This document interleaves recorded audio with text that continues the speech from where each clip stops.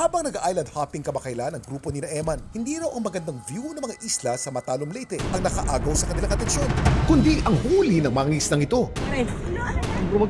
Nung nakita ko, nidyuhan ko kasi na-curious din ako. Pinana po niya, sir.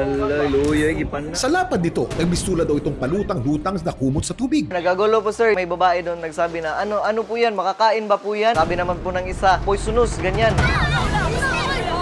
Nagtalo po, sir. Nagsasabi po na makakain daw. Pag niluto daw, mga matatanda, sabi nila, kawawa naman daw, balik na lang daw. Pero sabi naman nung, fisherman, patay na yan eh. Pero dahil paalis na raw ang bangka ni na Mark Eman, After nun, hindi ko na nakita kung anong ginawa nila. Pinicturean ko na kasi tinawag na kami ng bangka namin. Curious ako na makakain siya o hindi. ano ang nahuli sa dagat sa Leyte? At ligtas nga ba itong kainin?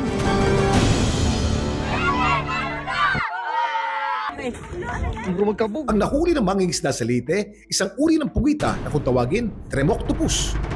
Tinatawag din silang blanket octopus. Isa kasi sa mga kapansin-pansin sa mga pugitang ito, ang malakumot na webbing sa pagitan ng mga braso ng babaeng Tremoctopus. Kapag sila'y nasa panganib, ginagamit nila ito pandepensa.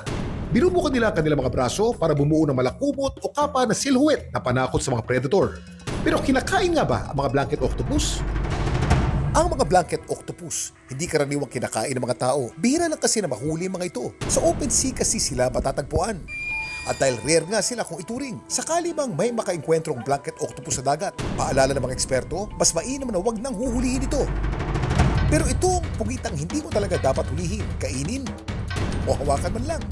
Dahil sa taglay nitong kamandag na kayang makapatay ng tao.